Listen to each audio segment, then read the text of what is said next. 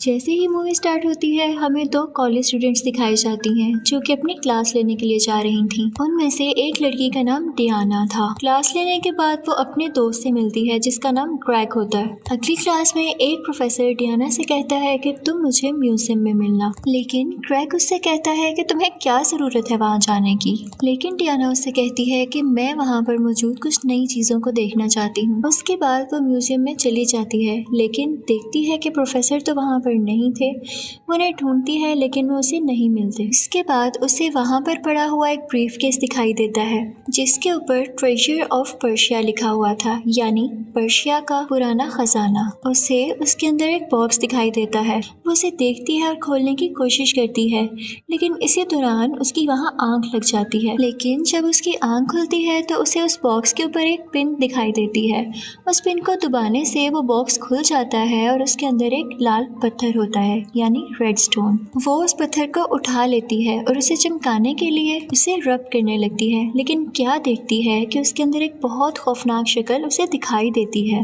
लेकिन साथ ही वहाँ पर प्रोफेसर आ जाते हैं और वो बहुत डर जाती है। प्रोफेसर उसे कहते हैं कि डरो मत, डरते तो वो लोग हैं जिनसे कोई गलती हुई हो, तो तुम बताओ तुमने क्या गलती की है। तो वो कहती है कि प्रोफेसर मैंने ऐसा कुछ नहीं किया, आप ये बॉक्स देखें, इसके अंदर कुछ खौफनाक मौजूद है। प्रोफेसर जब उस बॉक्स को खोलते हैं तो उन्हें भी वो लाल पत्थर दिखाई देता है। वो उसको गौर से देखने लगते हैं और कहते हैं कि परेशान मत हो, हम जल्द ही इसका पता लगा लेंगे। डियाना उन्हें बताती है कि इस बॉक्स के अंदर कुछ नोट्स भी मौजूद हैं, लेकिन उनकी जुबान यानी लैंग्वेज कुछ और है और मुझे समझ नहीं आ रही। प्रोफेसर जब वो नोट्स देखते हैं तो कहते हैं कि मैं इस लैंग्वेज को जानता हूँ, लेकिन साथ ही साथ प्रोफेसर बहुत हैरान होते हैं क्योंकि वो इस बॉक्स को आज तक नहीं खोल पाए। वो डियाना से पूछते हैं कि तुमने इसको कैसे खोल लिया।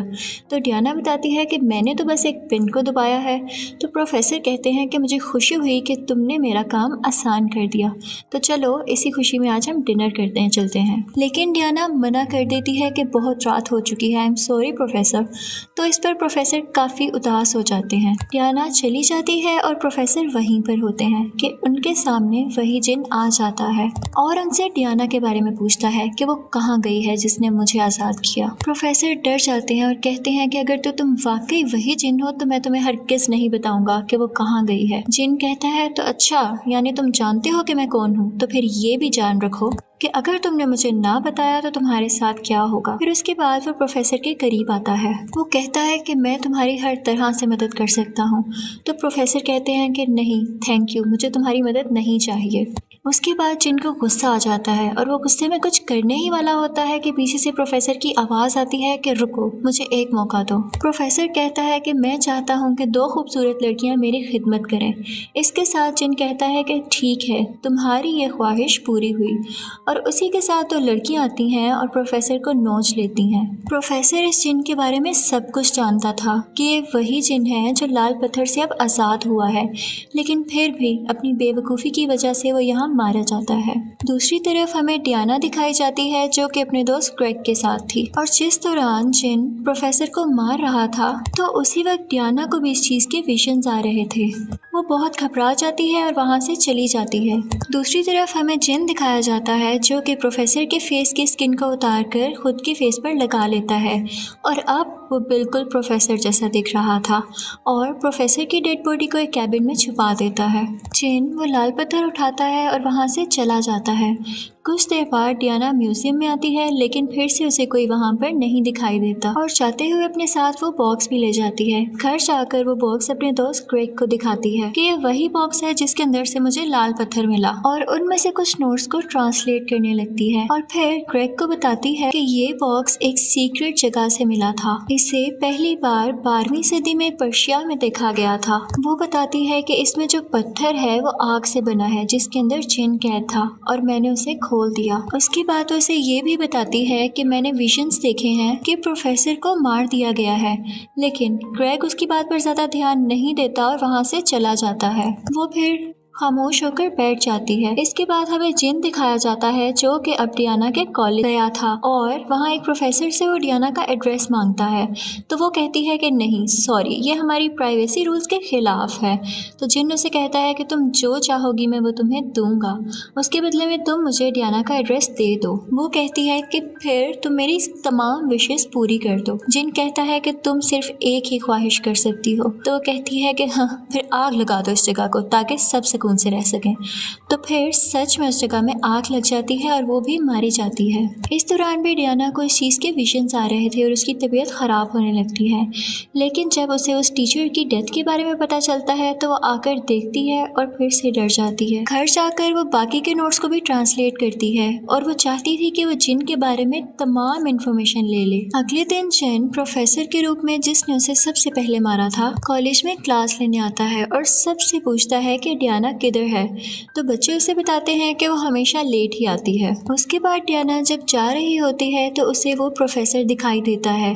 तो वो अपने सब फ्रेंड्स को कॉल करती है और ग्रेग को भी बताती है कि ये प्रोफेसर नहीं है, ये जिन है जिसने प्रोफेसर का रूप धार लिया है, यानी ये प्रोफेसर के रूप में इधर उधर फिर रहा है। डियाना के फ्रेंड्स इस बात पर यकीन नहीं करते, लेकिन ग्रेग उनसे कहता है कि यार एक बार तो यकीन कर लेना चाहिए। डियाना की फीमेल फ्रेंड तो उसकी बात पर यकीन कर लेती है, लेकिन उसका मेल फ्रेंड उनकी बात का मजाक उड़ाकर वहाँ से चला जाता है। उसके बाद वो तीनों हमें एक लाइब्रेरी में दिखाए जाते हैं ताकि वो जिन के बारे में और इन्फॉर्मेशन ले सकें। उसके बाद ग्रेग, डियाना और उनकी वो दोस्त जिसने उसकी बात पर यकीन किया था तीनों चल पड़ते हैं कि तभी जिन भी उनको ढूंढता ढूंढता आ जाता है, लेकिन डियाना और उसके दोस्त वहाँ से भाग जाती हैं। ग्रेग वहाँ ही रुक जाता है और गुस्से से उससे पूछता है कि आखिर तुम चाहते क्या हो। तो वो उससे कहता है कि मैं चाहता हूँ कि वो मुझे अपनी 3 विशेस बताए। ग्रेग कहता है कि तुम्हारा दिमाग ख़राब है। तो जिन उसे अपने चेहरे की असली झलक दिखाता है जिसकी वजह से वो बहुत डर जाता है और वहाँ से चला जाता है। ग्रेग आकर सबको बताता है कि वो प्रोफेसर नहीं बल्कि वाकई में जिन है। उसके बाद ग्रेग और डियाना चर्च में जाते हैं, लेकिन वहाँ भी पादरी यानी फादर की जगह जिन ही था। वो दोनों डरकर भाग जाते हैं। जिन अपनी पावर यूज़ करके तमाम दरवाजे बंद कर देता है और फिर डियाना के पास आता है और कहता है कि बताओ मुझे अपनी ख्वाहिश। वो कहती है कि मैं नहीं बताऊंगी, कभी नहीं बताऊंगी। तो जिन वहाँ चर्च में मौजूद एक और लड़की को लेकर आता है और कहता है कि तुम्हें मैं वक्त देता हूँ, तुम तब तक अपनी ख्वाहिश सोचो और मैं तब तक इसकी ख्वाहिश पूरी कर लूँ। दरअसल वो लड़की जिन पर यकीन कर बैठी थी और अपना वज़न कम करना चाहती थी और जिन उसकी ख्वाहिश पूरी कर देता है कि देखते ही देखते उसके मुंह से बहुत सारा खून आने लगता है। वो तड़पने लगती है। तो जिन डियाना के पास आता है और कहता है कि अगर तुम चाहो तो मैं इसका दर्द ख़त्म कर दूँ, बताओ मुझे ख्वाहिश। तो डियाना कहती है कि मैं चाहती हूँ तुम इसका दर्द ख़त्म कर दो प्लीज़। इसी के साथ दिखाते हैं कि वो लड़की मर जाती है, जिसके बाद डियाना और ग्रेग को बहुत गुस्सा आता है और वो जिन पर चिल्लाने लगते हैं। लेकिन जिन दोबारा से डियाना की विश पूछता है तो डियाना कहती है कि मैं चाहती हूँ कि फरिश्ता माइकल ज़मीन पर उतर आए और मेरी मदद करे तुम्हारे खिलाफ। जिन को उसकी विश पूरी करनी पड़ती है और तभी हम देखते हैं कि डियाना के ऊपर एक रोशनी पड़ने लगती है। ग्रेग जब ये देखता है तो वो उसको हटाकर खुद रोशनी के सामने आ जाता है, जिसके बाद उसमें माइकल की रूह आने लगती है और उसके हाथ में एक बहुत बड़ी स्वर्ड यानी तलवार आ जाती है और फिर वो जिन के पास जाता है। माइकल और शैतान की काफ़ी लड़ाई होती है। उसके बाद वो शैतान को बेहोश कर देता है, यानी उस जिन को जिसने उसकी विश पूरी की थी। उसके बाद माइकल डियाना को लेके वहाँ से निकल जाता है। वो दोनों कॉलेज के ऑडिटोरियम में आ जाते हैं, लेकिन जिन फिर से उनके पीछे आने लगता है। डियाना माइकल से पूछती है कि क्या ग्रेग वापस आ जाएगा। तो वो कहता है कि हाँ, जिन को हराने के बाद और उसे वापस भेज देने के बाद बिल्कुल आ जाएगा। दूसरी तरफ जिन डियाना की फ्रेंड्स के पास जाता है और उसके बारे में पूछता है। वो उसके दोस्त से पूछता है कि कहाँ है वो। तो वो कहता है कि मुझे कुछ मालूम नहीं। तो वो उससे कहता है कि क्या तुम्हारी कोई विश है। तो वो उससे गुस्से से कहता है कि मुझे छोड़ दो। तो वो उसे गुस्से से दीवार पर फेंकता है, जिसकी वजह से दीवार पर लगी कोई नुकीली चीज़ उसके अंदर चली जाती है और वो बहुत बुरी तरह जख्मी हो जाता है। वो बहुत ज़्यादा तड़प रहा था। तो वो जिन से कहता है कि प्लीज़ मेरा दर्द ख़त्म कर दो, चाहे तो मुझे मार दो।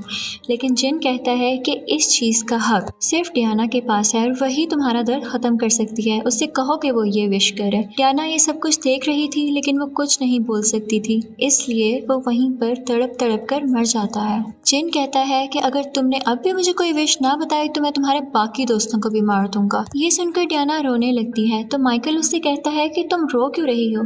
अच्छा, मुझे ये बताओ कि तुम अपने दोस्तों को बचाने के लिए और सब कुछ ठीक करने के लिए अपनी जान दे सकती हो क्या? तो माइकल उसे अपनी स्वॉर्ड देता है, जिसको पकड़ते ही उसमें आग लग जाती है और उसकी बाजू जल जाती है। लेकिन माइकल अपने जादू से उसकी बाजू ठीक कर देता है। माइकल उससे कहता है कि चलो, तुम तभी तलवार पकड़ पाओगे जब वाकई टाइम आएगा कि तुम अपनी जान बचा सको और सब कुछ ठीक कर सको। उसके बाद हमें डियाना की दोस्त दिखाई देती है जो कि रूम की तरफ भागती है और अपने फ्रेंड को मरा हुआ देख के काफ़ी डर जाती है। वो बाहर निकलती है तो जिन उससे भी देख लेता है और उसके पीछे लग जाता है। वो साइंस लैब की टेबल के नीचे छुप जाती है और वहाँ पर लगे लैंडलाइन से डियाना को कॉल करती है और कहती है कि प्लीज़ यहाँ पर आ जाओ, आई नीड यू। तो डियाना उसे कहती है कि फिक्र नहीं करो, मैं बस आ रही हूँ। वो उससे कह रही होती है कि मैं चाहती हूँ कि मैं इस जिन से छुपकर कहीं और चली जाऊँ। लेकिन जैसे ही वो ऊपर देखती है तो जिन उसकी ये सब बातें सुन रहा था। वो कहता है कि अच्छा, तो तुम्हारी ये ख्वाहिश है कि तुम कहीं और जाना चाहती हो, तो चलो ठीक है, तुम्हारी ख्वाहिश पूरी कर देते हैं। इसी के साथ हमें दिखाया जाता है कि उसका सर चूहों के पिंजरे में जाने लगता है। जब डियाना वहाँ पर आती है तो उसकी हालत देखकर काफ़ी डर जाती है। तो जिन उसे पकड़ लेता है और कहता है कि अब भी तो मुझे अपनी विश नहीं बताओगी। लेकिन पीछे से माइकल एक नुकीला पाइप जिन के अंदर दे मारता है, जिसकी वजह से वो काफ़ी जख्मी हो जाता है।